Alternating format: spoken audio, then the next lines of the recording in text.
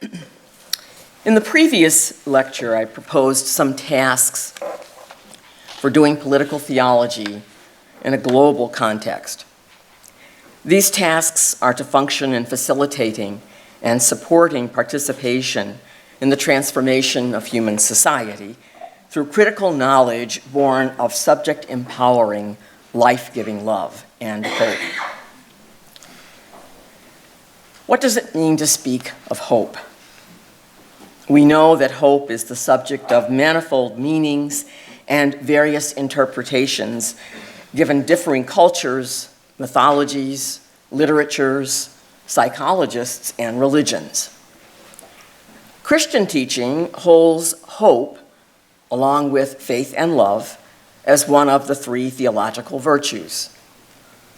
Gracious and gratuitous divine gifts that orient human beings to supernatural happiness, what Catholic theology calls the beatific vision. What is the relation of hope and solidaristic compassion? Hope animates and grounds Christian moral activity or Christian social praxis. In this lecture, I want to explore those questions further by making visible the embodiment or incarnation of hope as lived by two persons, Mrs. Fannie Lou Hamer and the Reverend Dr. Martin Luther King Jr. Their lives were a response to the biblical charge, always be ready to make your defense to anyone who demands for you an accounting for the hope that is in you. I'll begin with brief biographical outlines of their lives, then consider meanings of hope and waiting, and reflect on their praxis, their solidaristic compassion.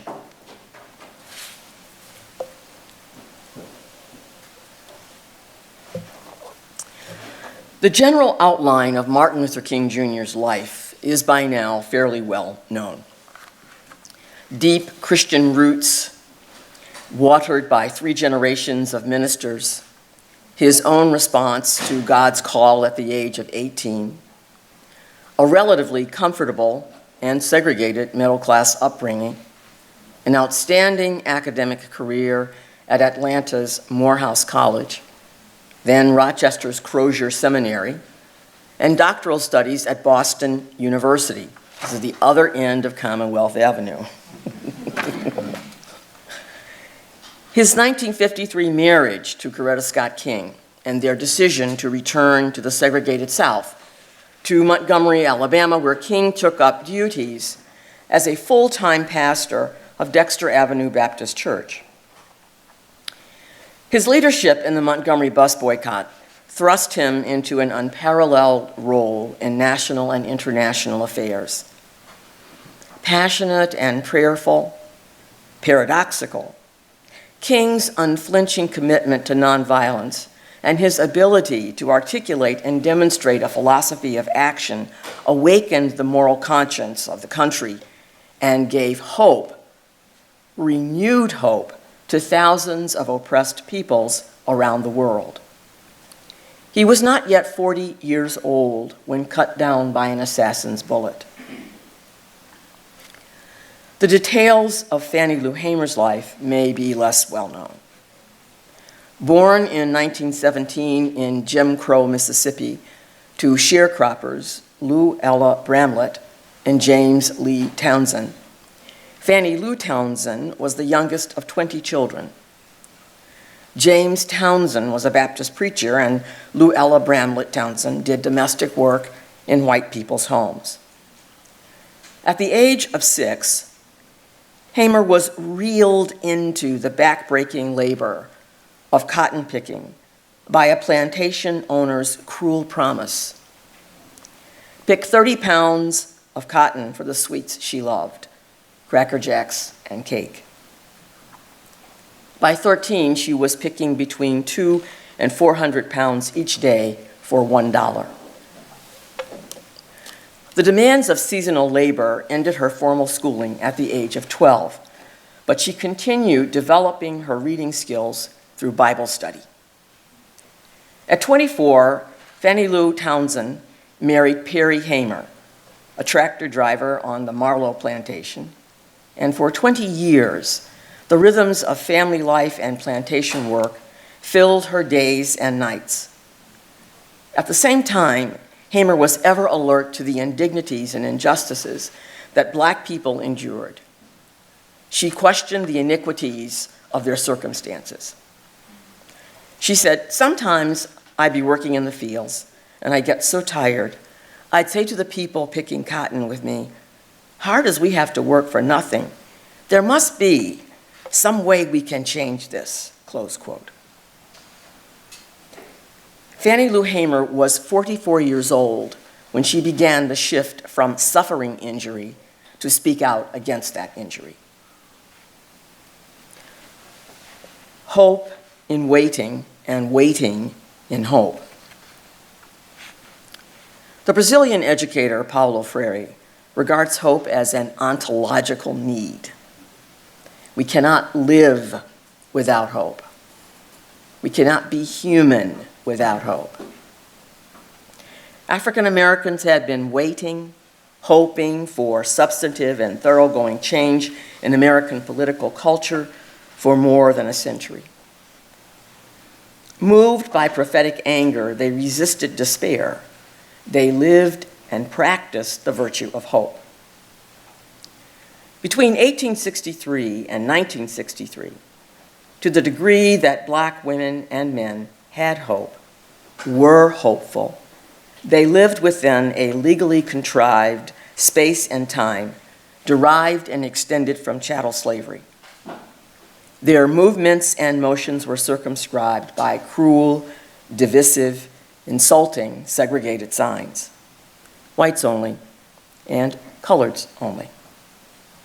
These signs affixed to doors of restaurants, hotels, restrooms, and schools. These signs hung on water fountains and seats on public transportation.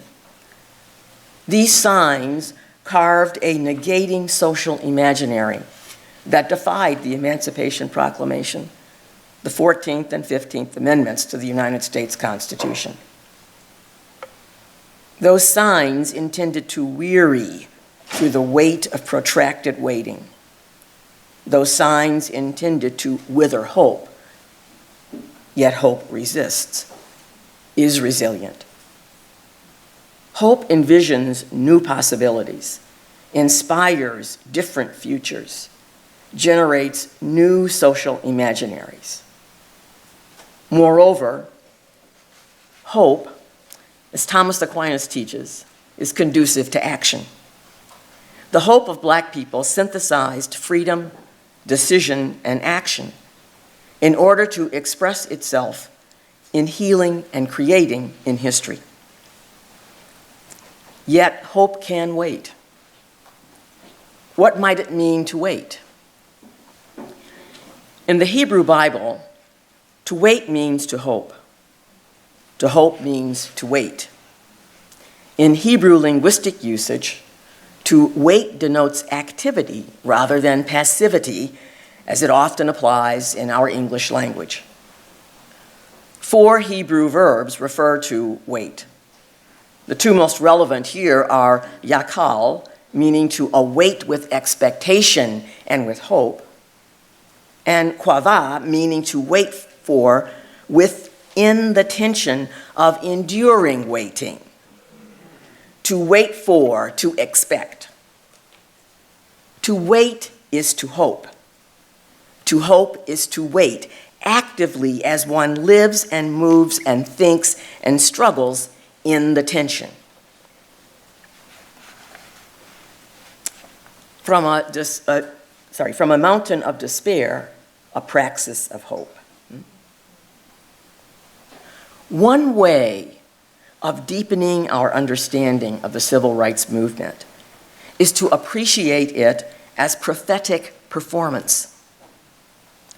Through their public prayer and private meditation, spirituals and hymns, sermons, sit-ins, demonstrations, and marches, through the martyrdoms, beatings, the force of water hoses, snarling dogs, and imprisonment, black children, youth, women, and men lifted freedom, lifted it up in their shackled hands. These people set the nation before its destiny, before its freedom. Through these prophetic performances, these people of the civil rights movement expanded the entrenched horizon of American possibility, broadened its landscape of reality in such a way as to set present circumstances in wider perspective and thereby rob it of its absoluteness. The prophetic performance of the civil rights movement offered all Americans a new way of understanding and living hope, as well as faith and love, as theopolitical virtues. Such prophetic performance held the possibility of liberating and invigorating, of reorienting the nation toward a different future.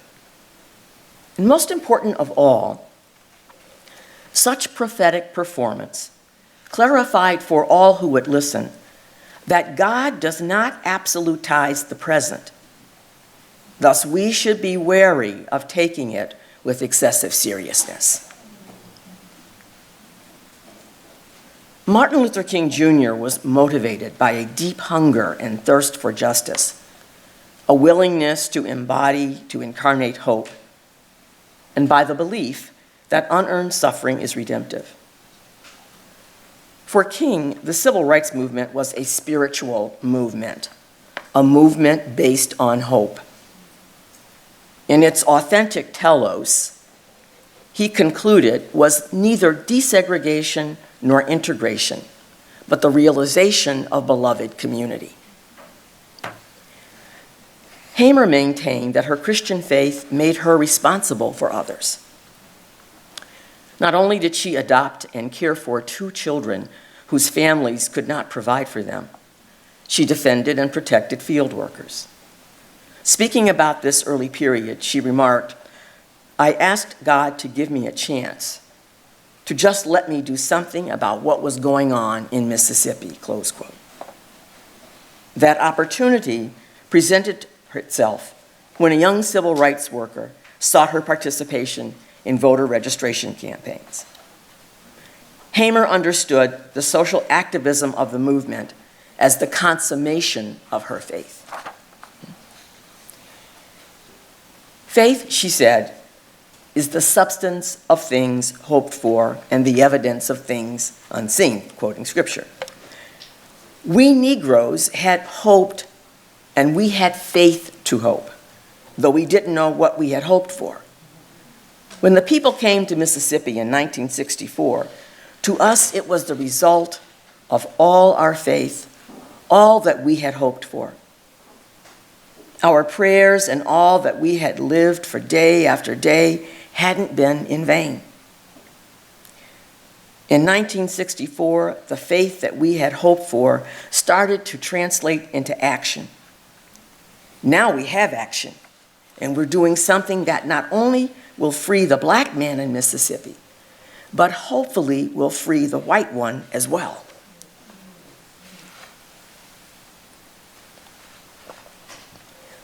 In another speech in 1971, Hamer said, quote, "My whole fight is for the liberation of all people, because no one is an island. When a white child is dying, is being shot, there's a little bit of America being destroyed. When it's a black child shot in America, it's a little bit of America being destroyed." 1971, huh? If they keep this up, a little of this going and a little of that going, one day this country will crumble. But we have to try to see to it that not only the lives of young and adult blacks are saved in this country, but also the whites. Neither King nor Hamer identified hope with mere progress or liberal optimism. Hope is not an emergency virtue hauled out for a crisis. Rather, Hope functioned as that distinctive and decisive virtue, directing the religious, cultural, and social experience of Black people in history. In the struggle for civil rights, their active hope was directed toward a future good considered arduous and difficult, but possible to achieve. Inasmuch as the civil rights movement incarnated hope, it created a Christian social praxis rooted in the prophetic task as mediated by the Old Testament and fidelity to the mission of Jesus.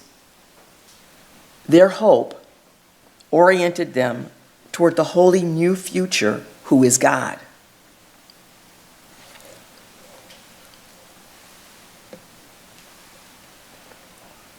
With determination, Hamer made her first attempt to register for voting, and although this was unsuccessful, she would return to take the test.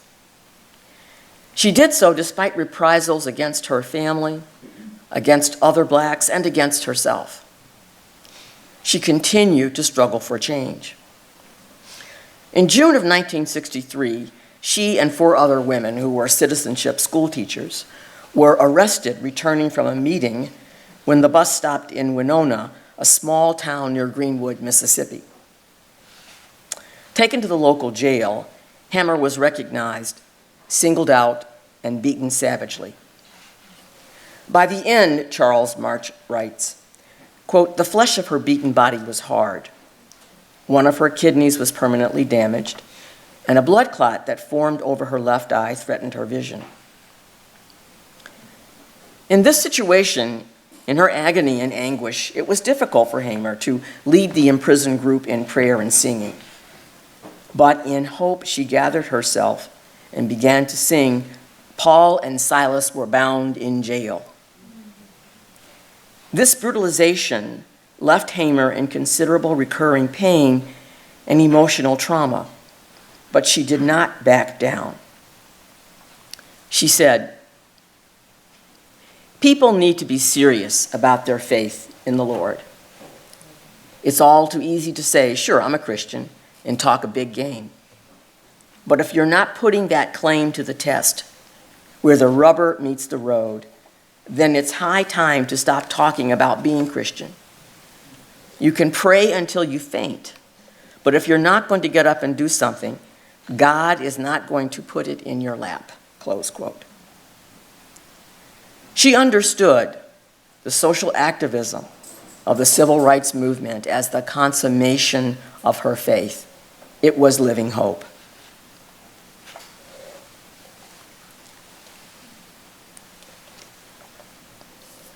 Early on in the bus boycott at a meeting of the Montgomery Improvement Association, Martin Luther King stressed the religious motivation of nonviolent social protest.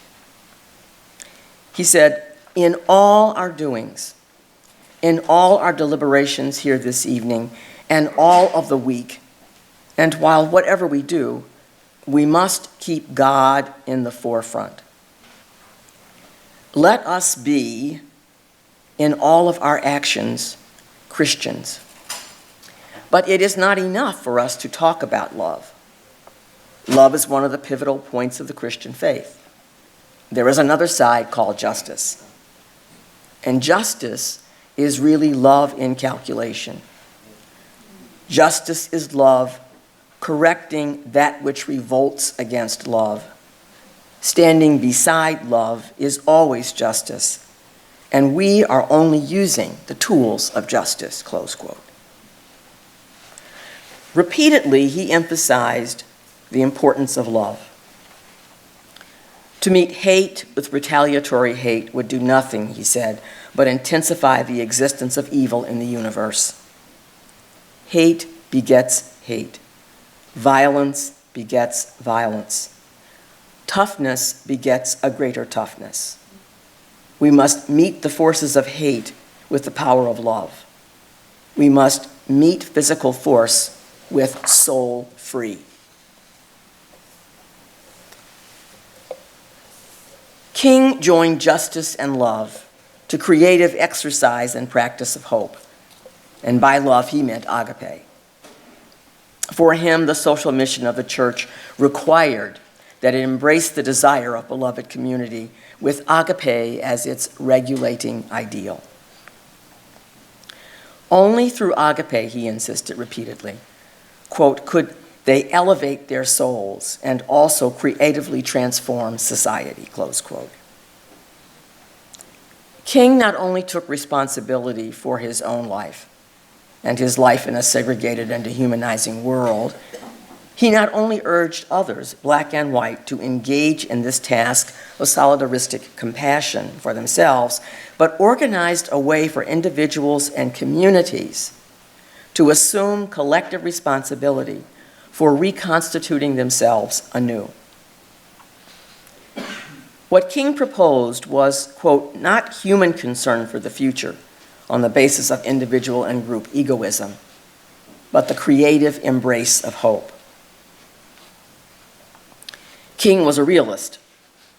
He knew in his body that the effort to initiate, inculcate, inhabit new patterns of cooperation were threatening. The beatings, bombings, and assassinations were real. Yet he declared that, quote, the forces that threaten to negate life must be challenged by courage and hope. This is the power of life to affirm itself in spite of life's ambiguities. This requires the exercise of creative will that enables us to hew a stone of hope from a mountain of despair, close quote. The hope that Fannie Lou Hamer and Martin Luther King Jr. possessed was not primarily for themselves, but for the other, and in and through this for themselves. As Metz writes, quote, the hope that Christians have in God, the God of the living and of the dead, in God's power to raise the dead, is the hope for a revolution on behalf of everyone, those who suffer unjustly, those long ago forgotten, indeed, even the dead. The incarnation of hope in the persons and praxis of Fannie Lou Hamer and Martin Luther King Jr. challenges us to realization of authentic social transformation rooted in solidaristic compassion, personal and communal sacrifice, and in change of mind, heart, and living. Now, on the broad canvas of theological reflection, I have been trying to illumine the ineluctable link between theology's thoroughgoing political relevance and our yearning for the reign of God. Or to use older, still valuable theological language, I have been trying to demonstrate the intimate relation between life, the good or virtuous life, and eternal life. For as the ascent of the soul towards God is not a merely private affair, but rather a personal function of an objective common movement in that body of Christ, which takes over, transforms, and elevates every aspect of human life. Now, the general title for these three lectures has been Theology as Political, the Weight, the Yearning, the Urgency of Life. In the first lecture, Theology and the Weight of the World unmasks the social oppression that weighs down, weighs upon human persons, and consigns them to zones of abandonment. The lecture frames social analysis through categories of social oppression developed by political scientist Iris Marion Young. These categories were able to sharpen our understanding of the consequences of human social suffering, not only in grossly underdeveloped societies, but also in liberal and neoliberal ones as well. Interpreting the situations of various social groups through Young's framework of conditions of oppression permits us comparison without reduction or rank. At the same time, critically uncovering the particularities of any social group's history, culture, and religious orientation both complicate and deepen our understanding of their experience and responses to the weight of social oppression.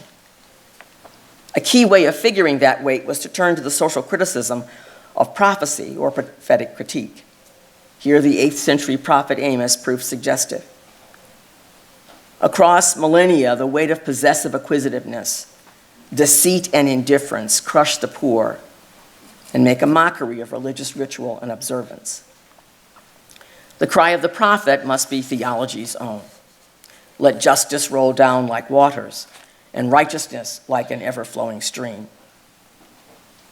The second lecture, Bearing Witness Through Solidaristic Compassion, traced the rich and complex notions of solidarity and compassion and clarified the role of prophetic anger in awakening people from the anesthetization of the manipulative techniques of global neoliberal capitalism.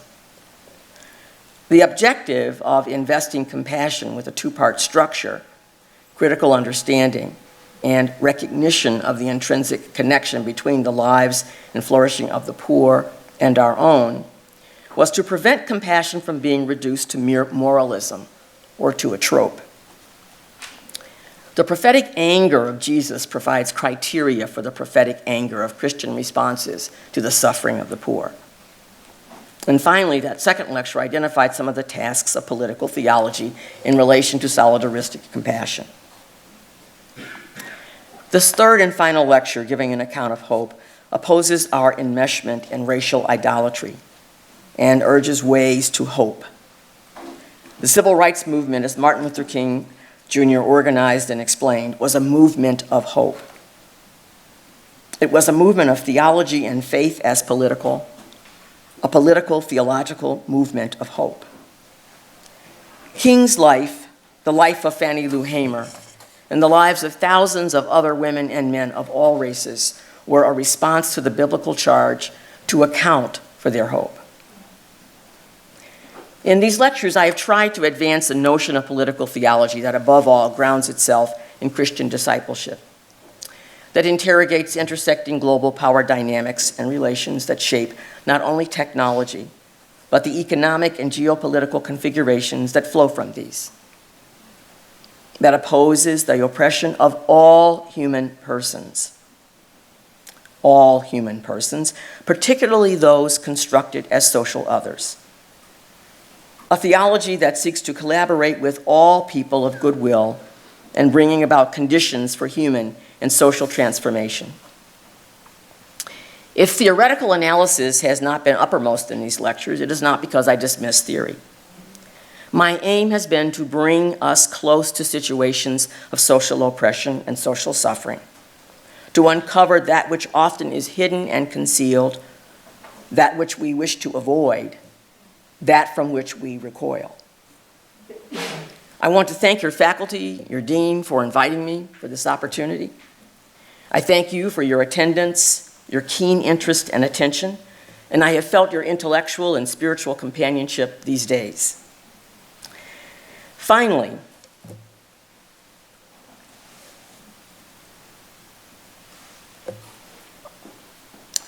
I would like to dedicate these lectures as given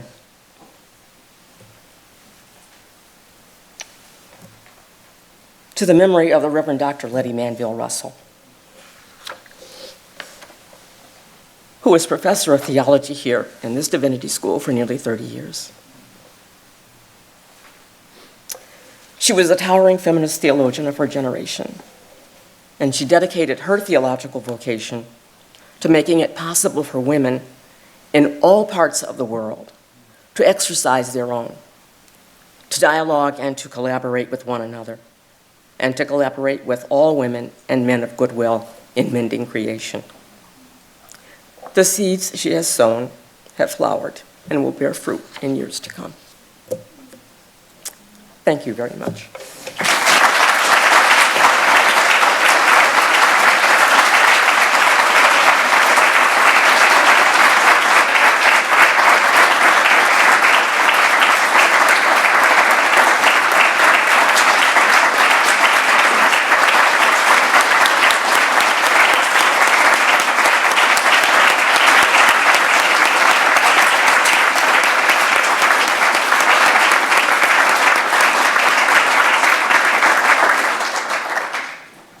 Plenty of time for questions for the students because I wasn't here this afternoon.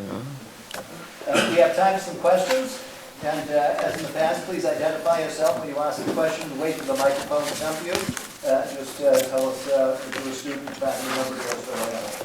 Okay? Questions before we go.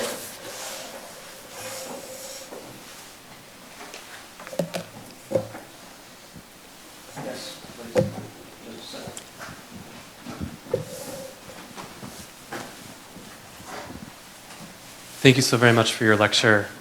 My name is Timothy Gora. I'm a MDiv student here. I have a question particularly about defense of hope in the critique or the shadow side of hope. Nietzsche in Human All Too Human writes about hope being the greatest of evils out of Pandora's box because it allows for the other evils to be endured. Yeah. And I'm curious, I love the linkage of hope and justice in this lecture, but I also want to ask the ways in which hope can be used by those who are in power to enforce a hegemonic, systematic system of oppression. It turns into gradualism from the point of people who are involved in power dynamics in the sense of being in power. So it's gradualism, it's weight. King has a lot to say about this, a lot to say about weight. This is really, it's real. That's really, so there has to be some negotiation here. And the negotiation has to be involved, I think, coming from these people, certainly. There is a strong religious orientation that doesn't, it's a funny funny's not the best word, but it's a funny kind of way of reacting. Some of it is concealment of what one really feels, and some of it really, which is dangerous in itself, actually, because you can become, in concealing your actual feelings, you can also allow that mask to become permanent for you. So it's always dangerous for everybody in any sense. But I think this is where what they put their finger on in terms of faith is the issue. The present is not absolute, which doesn't mean that you do nothing about the present, but it doesn't have the last word. At the luncheon that we had yesterday, I don't know if you were there or not, which is neither here nor there, but I wanted to repeat an example. And that was trying to point out that enslaved people prayed for freedom, but they also prayed, if we don't live to see it, may our children live to see it. So there is a projection into the future, a real projection. And it's pretty concrete because the children are real. And so you've invested yourself in a future that you will not see, but you still invest in it. And you invest in it without any power to control even the smallest dimensions of it, which is not as if there is no agency. Agency is a very difficult notion under slavery because people both have and do not have agency. But what people do recognize is that death is not the worst thing. It's not the worst thing. Yeah. Is that useful? Very much so. Thank you. Thank you. Other questions in the back?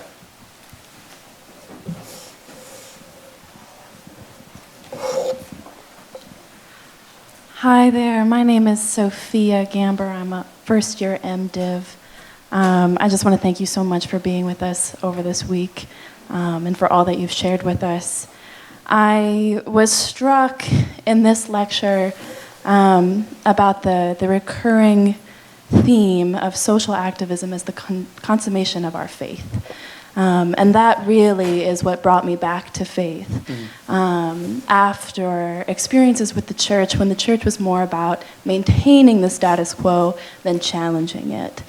And so I'm wondering, in thinking about the church as a political institution, not simply as the body of Christ, right? What do we do with the church as ministers, ordained or lay? What do we do with the church when the church itself is a propagator of these zones of abandonment that you're speaking of? that too is a very challenging question. I mean, I have to say, I mean, whatever, I don't know your church or denomination, but I have to say that probably my jury is still out on Pope Francis, although I think he's done some really incredible things. But what I do think that he's really able to point out clericalism in a very sharp and clear way, in an uncompromising way, really. It's very straightforward. It doesn't mince words. So that's one dimension of trying to awaken people to what it means to belong. That's one dimension. It's not the only dimension, not the sole dimension, but it's one dimension. And I think that what's happening in our church, my church, is really horrific. And I have to really think about this because I think we're so afraid of sin that we no longer understand crime.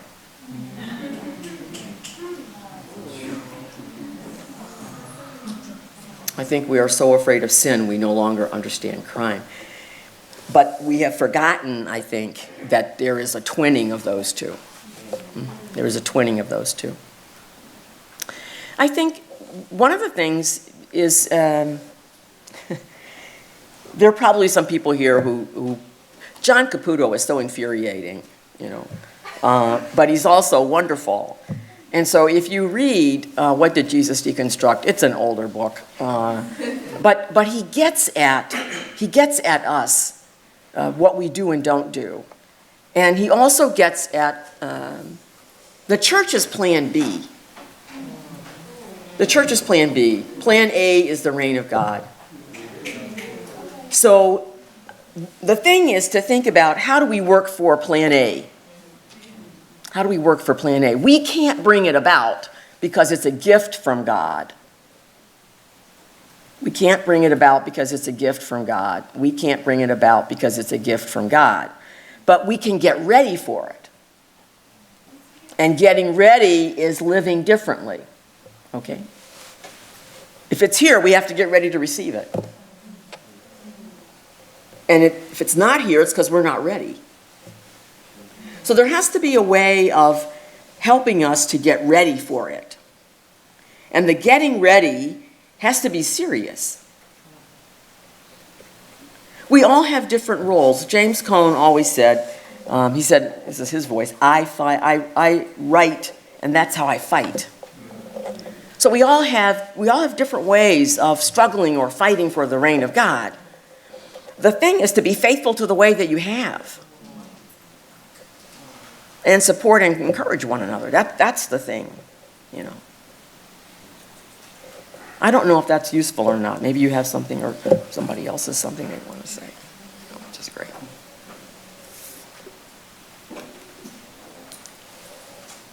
Other questions? Yes. Hello, my name is Hua from Hong Kong, exchange student, MDiv year 2. It's similar to Sophia's question. Is when we talk about fighting injustice, to make a individual decision how much you can pay is easy. But if you become the minister of certain church, and that church is not built by you, they exist before you came there,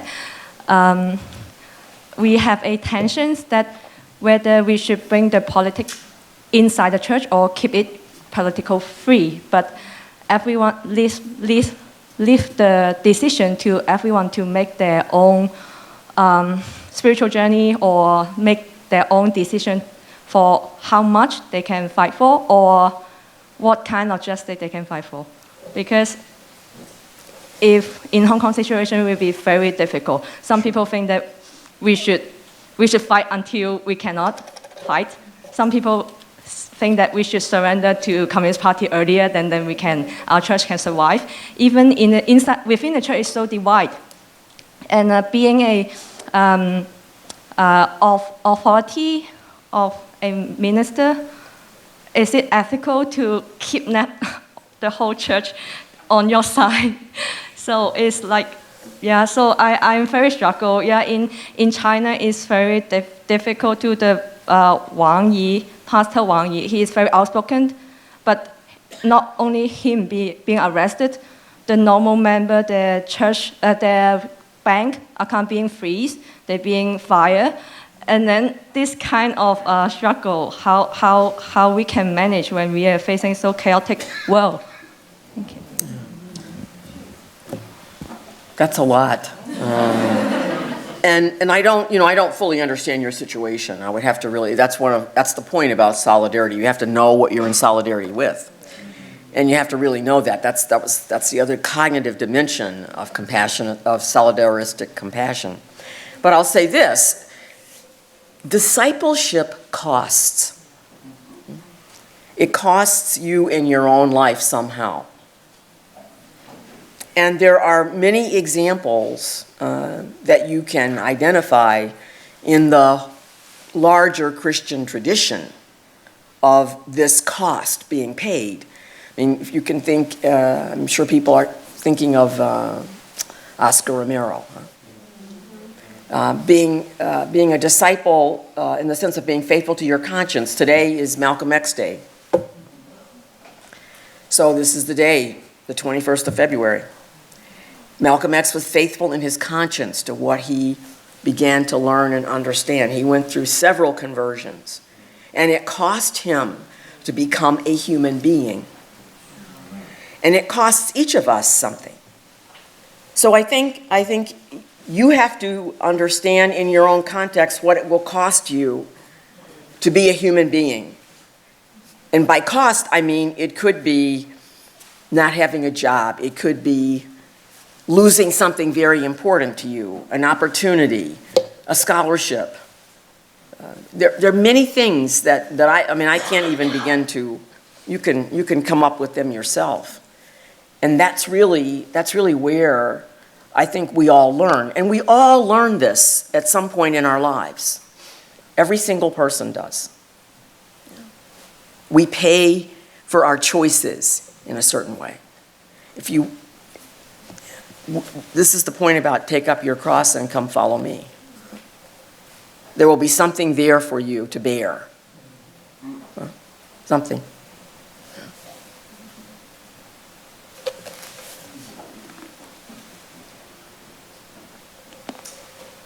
Any more questions? More done? Is this a Lonergan question? Hi, my name is Colin. I'm a second-year MDiv student here. My question is, what does it look like to give an account of hope?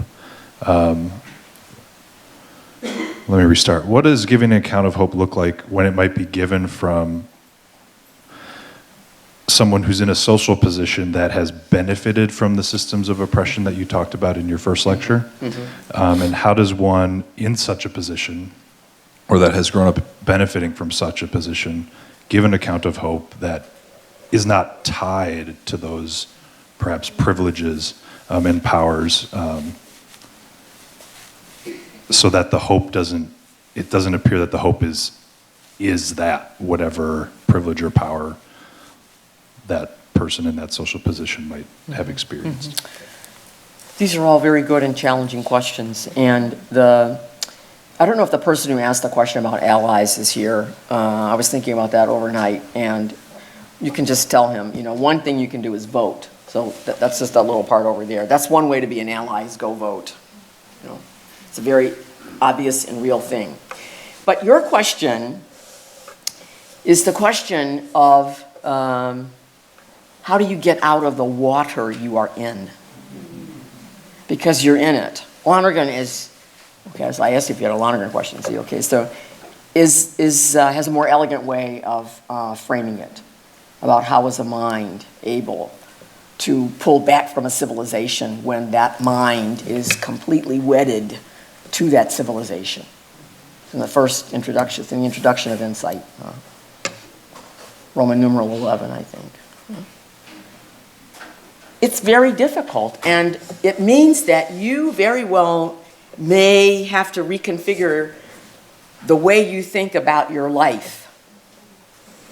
It's sort of spiritual and not only physical downsizing, but sort of spiritual downsizing, because we tend to equate, we've begun to do this, all of us, prosperity with blessing. I think we misread Job, you know. So there's really a way that you have to really think about what it is that's conducive to your own holiness. It's conducive to your own holiness. Is there something is there a place or something you would do that would say, that you could say to yourself, if I went to that place or did those things, I would just lose my soul. Yeah. And you wouldn't be doing necessarily anything bad, anything evil.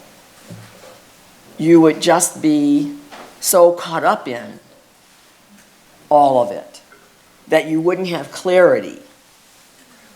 So to say your own holiness is nothing strange in this building, in this school.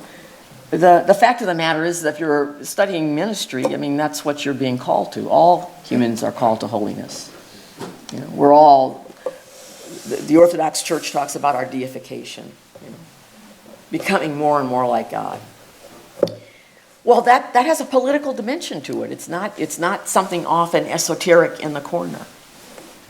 Because you're living in a social order, you're living in an economic order, you're living in a political order, you're living in an order of technology. We're right here. And I think this is very difficult for everyone. For everyone. That's why, in some real way, prayer becomes absolutely necessary. Not only going to chapel, not only going to, Sunday or whatever services or Wednesday or however many times, but also taking some real time to reflect. And to think about what's the impact of the Word of God in my life.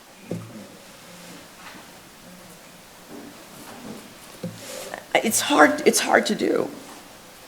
It's hard to do. But that's required of us.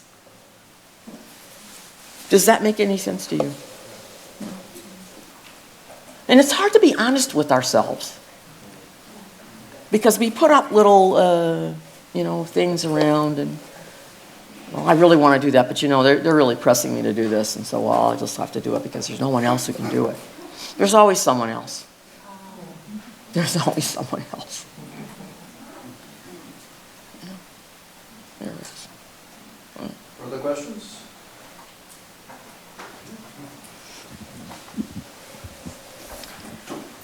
My name is Taylor Daniel, and I am a second-year MDiv. So my question that I have, hopefully is not as heavy as the other questions, but we are in a room full of divinity students and seminarians and future theologians, so I want to know what's one piece of advice or wisdom that you would share with us about, or that you have gained through your journey to getting to where you are now? Everybody has advice for you. My advice is really, I think, just that, like, work hard and read widely. Don't only read in your little bailiwick, your specialization. You will have to do that, but read widely. I would say read fiction. You learn a lot about the world you live in through novels. I would say pray. Make friends with people, real friends. Have friends. Yeah, have friends. We need friends. We need friends. Respect yourself and respect your friends. I don't mean to sound, like that, but you know what I mean.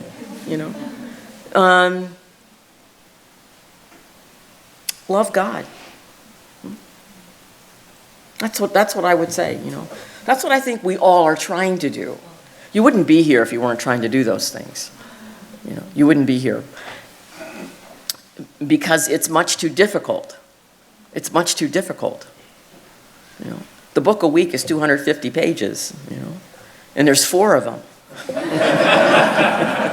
It's 1,000 pages. So it's hard.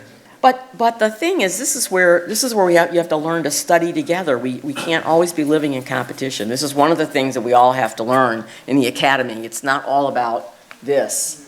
That was one of Dr. Russell's great gifts, collaboration, real collaboration. You know. This is one thing you could try, which I thought is really interesting. No matter what, she always had not a retreat, but an advance every year with people to strategize for social justice. An advance. And that's really something to think about because it's not going back. There can be withdrawals so you can go forward, but she was talking about an advance, and that's a really good thing to think of. You want to advance, you know? Yeah. You want to advance. And you can have a lot of fun at the advance. But you're strategizing for something really concrete and something really good.